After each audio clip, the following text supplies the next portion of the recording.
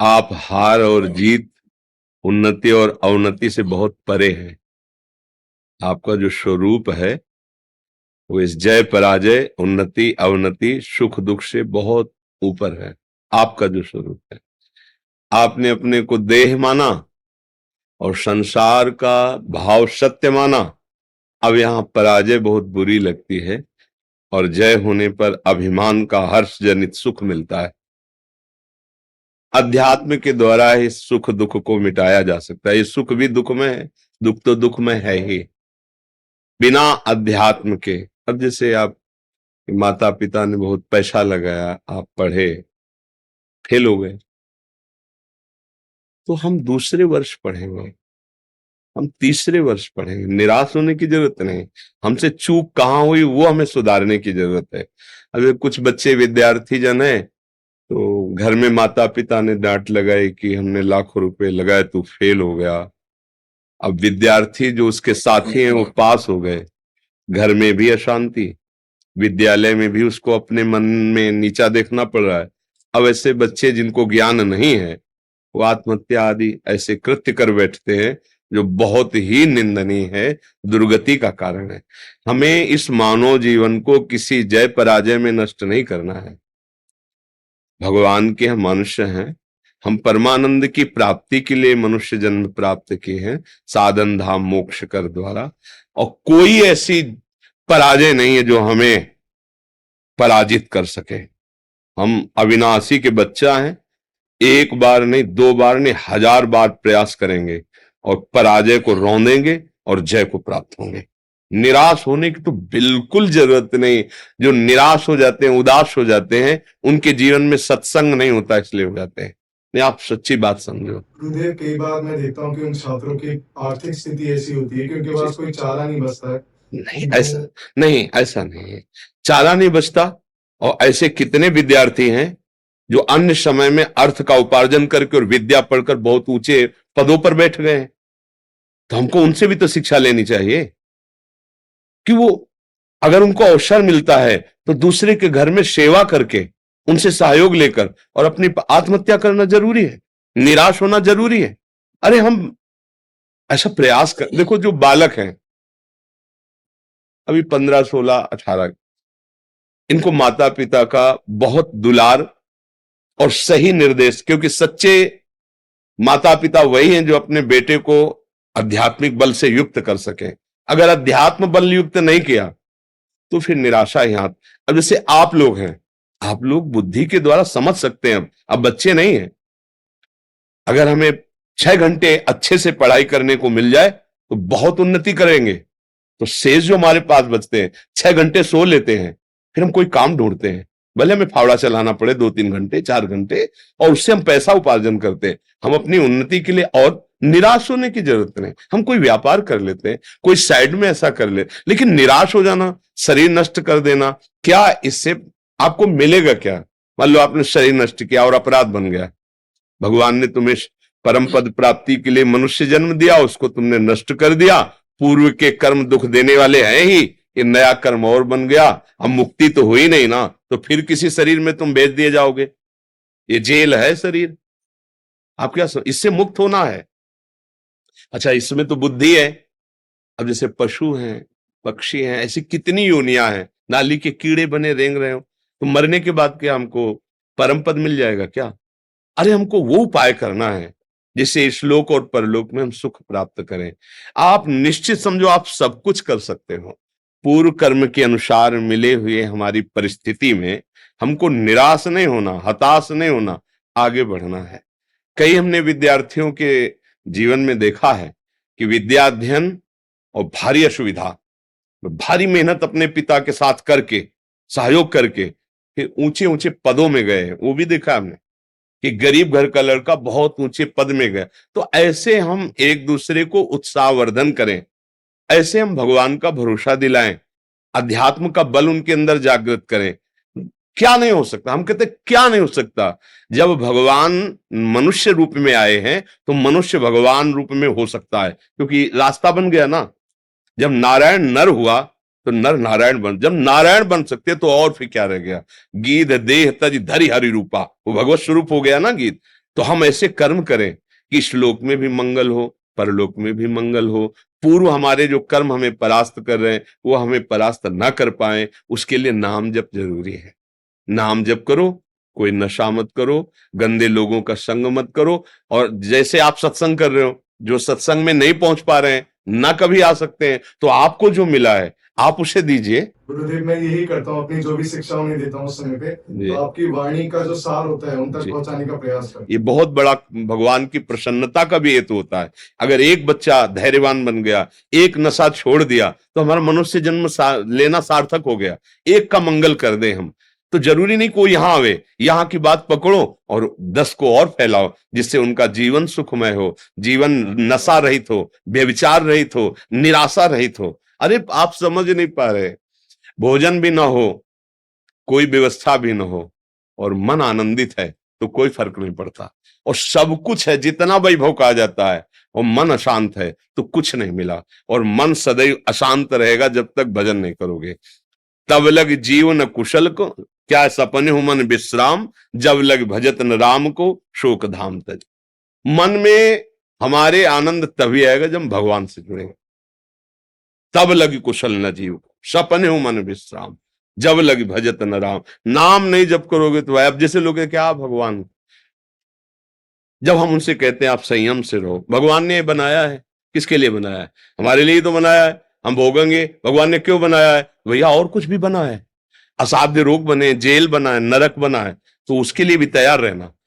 जब दुख आता है तब रोते हो, और अभी तुम्हारे प्रमाद स्थिति में गए तो भगवान ने बनाया, तो और कुछ भी बनाया है, उसको भी तो ध्यान करो। वो तुम्हारे आंख मूंदने से नहीं हट जाएगा, इसका फल मिलेगा। इसीलिए जो संत जन कहते हैं, शास्त्र कहते हैं, उस बात को मान लो। अभी भले समझ में ना आवे, मान लो, तुम महान बन जाओगे, आनंद युक्त हो जाओगे, हर समस्या से लड़ने लायक बन जाओगे। संतों के संग से ये थोड़ी कि आप बाबा जी बन जाओ, नहीं, ऐसा नहीं। आप एक अच्छे गृहस्थ बन सकते हैं, आप एक अच्छे समाज सुधारक आप एक अच्छे हमारे समाज के सेवक बन सकते हैं। बड़े बड़े पद क्या है? हमारी समाज की तो सेवा के लिए हैं। जितने भी हमारे राष्ट्र में पद हैं वो समाज सेवा के लिए तो हैं। इसलिए मुझे लगता है बच्चा कि हम अपने को सुधारें और अपने जनों को, शरीर को नष्ट कर देना या निराश हो जाना, ये हमारे मनुष्य जीवन में नहीं होना चाहिए, नहीं होना चाहिए। और ये तभी हो सकता है जब आप भगवान का आश्रय ले हो। अगर भगवान का आश्रय नहीं तो फिर निराशा ही निराशा है। धन संपत्ति अगर हम भगवान का आश्रय नहीं लिए तो अभिमान बढ़ा देती है। अभिमान का स्वरूप होता है नष्ट हो जाना। वो मदिरा पिएगा, व्यभिचार करेगा, जुआ खेलेगा और अपमान करेगा, और इसका परिणाम आएगा कि फ्यूज हो जाएगा। जैसे बल्ब बहुत जला ना अपनी सीमा से अधिक, तो फ्यूज हो जाएगा। 0 वाट का है, उसमें 11,000 वाट ऐसे हो जाए ना, ऐसे ही है। हमें बहुत धैर्यपूर्वक चलना है, निराश नहीं होना। आज हमारे भोजन नहीं है ठीक से खाने का, हम प्रयास करेंगे, हम धर्म पूर्वक चलेंगे, तो एक दिन ऐसा हो जाएगा कि आप भंडारा करने वाले बन जाओगे। पक्का समझो, पक्का, ये हमारी बात पक्की समझ लो। हमारा मालिक एक एक सेकंड आपको देख रहा है, और वो आपके सच्चे मार्ग पर चलने का हिसाब ऐसा देगा कि निहाल हो जाओगे। वो कैसे देता है? वो सृष्टि कैसे बने? किसी इंजीनियर ने बनाया क्या भगवान की बात को? भगवान ने सलाह ली कि इंजीनियर साहब हमको मृत्युलोक कैसा बनाना है, स्वर्गलोक कैसा? कुछ नहीं, किसी कारीगर की जरूरत नहीं, किसी इंजीनियर की, किसी बिल्डर की जरूरत, कोई सामग्री की जरूरत नहीं। हो गया, एक पलक झपकते अनंत ब्रह्मांडों का जिसने सृजन कर दिया, उस स्वामी को हम अपना मालिक मानते हैं। वो हमारे लिए क्या नहीं कर देगा? पर भरोसा भगवान का जल्दी नहीं हो पाता। इसीलिए मुझे लगता है बच्चा कि हम सबको, आप पूर्वजों की बात पढ़ के देखो, जो सबको गुरुकुल में रखा जाता था, चाहे राजकुमार हो चाहे एक साधारण गृहस्थ का बच्चा हो, एक सीमा में सबको बैठाल के गुरुजन उपदेश करते। क्यों रखा जाता था? राजकुमार है, घर आके पढ़ा जाओ, चक्रवर्ती सम्राट का लड़का है। यहां तक कि भगवान भी गए, चाहे राम जी हो और चाहे कृष्ण जी हो, संदीपनी जी के आश्रम में, हाँ, भगवान कृष्णचंद्र जी और योग वासिष्ठ का उपदेश करने वाले भगवान श्री राम जी को श्री वशिष्ठ जी के गृह में बार बार, और विश्वामित्र जी के द्वारा कई शिक्षाएं दीक्षाएं भगवान ने प्राप्त। तो भगवान को क्या प्राप्त करना यार? जाकी श्वास वेद श्रुति चारी, सो हरि पढ़े ये अचरज भारी। जिनके श्वासों से वेदों का प्रादुर्भाव, उनको पढ़ना है क्या? पर जब भगवान ने मनुष्य रूप में अवतार लिया तो गुरुकुल का सेवन किया। वहीं तो सुदामा जी से मित्रता हुई थी। एक इतने गरीब और एक भगवान द्वारिकाधीश स्वयं, दोनों मित्र बनकर रहे। क्यों ऐसा होता था? क्योंकि उनके अध्यात्म की जागृति होती थी। आज छोटे छोटे बच्चों को मोबाइल ने, कुसंग ने, जिन बच्चों को अभी बिल्कुल उस विषय से अनभिज्ञ होना चाहिए, उन विषयों के वो ज्ञाता है। आश्चर्य होता है कि इतने छोटे बच्चे को इतनी विषय संबंधी ज्ञान कैसे हुआ, तो वो कुसंग है मोबाइल का। मुझे ऐसा लगता है कि अपने बच्चों को, अपने भाइयों को, अपने समाज को यदि सुखी करना है तो गंदे विचार, गंदे आचरण, गंदा चिंतन, गंदा भोजन, इससे बचाना होगा। अगर नहीं बचा पाए तो फिर नहीं समझ में आएगा, फिर तो गिरना ही गिरना पड़ेगा। बिल्कुल ऐसा बच्चा हमने देखा जो 13 वर्ष का है, खड़े होने में चक्कर आता है, दिन में 8-10 बार वीरपात करता है, अब उसका स्वभाव बन गया है। अब कैसे सुधार? 13 वर्ष का बच्चा। अब ये सबको लगेगा कि ये क्या, लेकिन हम इसीलिए इस बात को कहते हैं कि अपने बच्चों को, अपने भाइयों को, अपने समाज को यदि आप इस दोष से मुक्त नहीं कर पाए तो ये जान ही नहीं पाएंगे कि मनुष्य जीवन होता क्या है। छोटे छोटे बच्चे हैं, उनके आचरण भ्रष्ट होते चले जा रहे। अभी यौवन का उन्मेष हो रहा है, वो मदिरा पीने लगे हैं, वो व्यभिचार करने लगे हैं, वो गंदी बातों के ज्ञाता बन रहे हैं। बोलो, जो जीवन संयम के लिए कई बार उदाहरण दिया, जैसे किसान की गेहूं की फसल है, उसे गलेथ कहते हैं जब बाली आने होती है, आप उसे काट लो, एक भी दाना नहीं मिलेगा, और वही रुक जा 2 महीने और इसके बाद काट लो तो बोले 80 मन हुआ, 60 मन हुआ। ऐसे ही जो हमारे सिद्धांतों में है 25 वर्ष रखा गया, हम कह रहे 20 वर्ष तक ब्रह्मचर्य रहिए, वीरपात मत कीजिए, फिर आप गृहस्थी में जाइए, 20-30 वर्ष गृहस्थ धर्म में रहिए, तो फिर आप ब्रह्मचारी ही माने जाएंगे, क्योंकि वो फसल तैयार हो चुकी है ना। जो फसल परिपक्व हो गई उसमें 40 मन 50 मन अन्न हुआ और वही 2 महीने पहले काट लो तो भूस भी सही नहीं हो पाएगा, दाना की तो बात जाने दो। ये नई अवस्था ब्रह्मचर्य के लिए होती है। ब्रह्मचर्य से रह के, व्यसन रहित रह के, धर्म की शिक्षा, समाज सेवा की शिक्षा। अब हमारे मानसिकता में केवल स्वसुख वांछा बढ़ती जा रही। स्वसुख वांछा का मतलब, ये शास्त्रीय शब्द है कि केवल मुझे सुख और सम्मान मिले। वो कैसे मिले? पद प्राप्ति से मिले या हिंसा करने से मिले या जैसे भी मिले, मुझे मेरी कामनाओं की पूर्ति हो और मुझे सम्मान मिले, बस। ऐसा कभी नहीं हो सकता। पुण्य प्रताप से तुम थोड़े दिन जरूर कर सकते हो, इसके बाद पतन हो जाएगा। अगर ये बात है कि प्रभु मुझे ऐसी बुद्धि दीजिए कि जिस पद पे मैं हूं, समाज में जहां तक कोई अधर्माचरण करने वाला है, कोई निर्बलों को सताने वाला है, प्रभु मुझे सेवा का अवसर दिया है, मैं प्राणपन से उसकी सेवा करूं, भले मुझे दुख मिले। अब वो कभी पतित नहीं होगा, वो ऊंचा उठता। पर ऐसी भावना तभी आएगी जब अध्यात्म होगा, भगवान या भक्तों का सानिध्य होगा। नहीं तो हर चाल हमारा मन अपने सुख की भावना से ही करता है। हम अगर सम्मान पत्र का भी त्याग करते तो सम्मान के लिए करते हैं। अरे यार, मतलब गजब का आदमी, सम्मान पत्र मिल रहा था, उसने त्याग किया, ये सुनना चाहते हैं। बड़ा सूक्ष्म है ये विषय। अगर हम अध्यात्म को समझ जाए तो कभी दुखी ही नहीं हो सकते।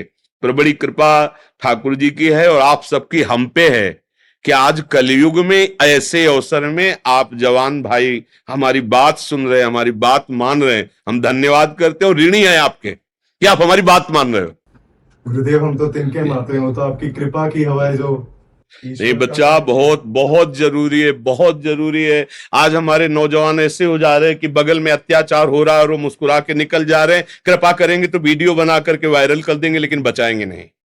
आज का हमारा नौजवान कैसा हो रहा है कि अगर किसी का एक्सीडेंट हुआ, वो तड़प रहा है, तो वो अगर कृपा करेंगे थोड़ी देर रुकने की तो वीडियो बना के वायरल कर देंगे, बकाया वो उसकी सेवा करने में। या किसी को कोई सता रहा है या किसी के साथ कोई अत्याचार कर रहा है, तो ये नहीं कि यार हमारे शरीर में भगवान ने बल दिया है, हम प्राण भले त्याग दें लेकिन इसका अहित नहीं होने। ये बात उसी के हृदय में आती है जो अध्यात्म का, जो भगवान के मार्ग का। फिर मनुष्य जीवन के यार मतलब क्या रहा, इसलिए बहुत सावधान। भगवान कृपा करें, हम सबकी बुद्धि शुद्ध रहे, हम धर्म से चलें, पवित्र आहार करें और अपने देश की सेवा करें। हम घर के बूढ़े माता पिता की सेवा नहीं कर पा रहे तो देश की सेवा क्या करेंगे? वही वृद्ध माता पिता को जरूरत है आज हमारी, हम उनकी सेवा नहीं कर पा रहे हैं, उनको ठुकरा रहे हैं, उनको अनाथालय भेज रहे हैं। तो ये हमारी नौजवानों की पद्धति। बोले वो पोजीशन खराब होती है। हाँ, तुम जो आज जब तुम्हारी बात वो दिखाई जाती है, अगर वीडियो बना, पिता कैसे तुम्हारी कामनाओं की पूर्ति के लिए मेहनत पसीना करके आज जब तुम पढ़ लिख कर बने, तो तुम उन्हीं माता पिता को अनाथालय में भेज रहे हो, वृद्धाश्रम भेज रहे हो। तो ये नहीं। देखो, जैसे हम बाल्यावस्था में थे, मुझे जरूरत पैसे की नहीं, व्यवस्था की नहीं, माँ की जरूरत थी, पिता की। ऐसे ही माता पिता को तुम्हारी जरूरत है, व्यवस्था की नहीं, पैसे की नहीं। जब तुम प्यार से झुककर उनके पैर छूओगे और प्यार से, क्या आपको क्या कोई दुख तो नहीं है कोई, तो उनको यही लगे मेरा भारी दुख को सह लेंगे। लेकिन आज हमारी समाज इस बात पर दृष्टि नहीं देती। पैसा तो दे दिया है ना, वहां हर समय सुविधा मिल रही है आपको अनाथालय में, आप क्यों लड़ रहे हैं हमसे? नहीं, उनको इसकी जरूरत नहीं, उनको प्यार की जरूरत है। और वो प्यार वही कर सकता है जो भगवान का आश्रय लिए। इसलिए बहुत कीमती मनुष्य जीवन है, व्यर्थ न जाने पावे।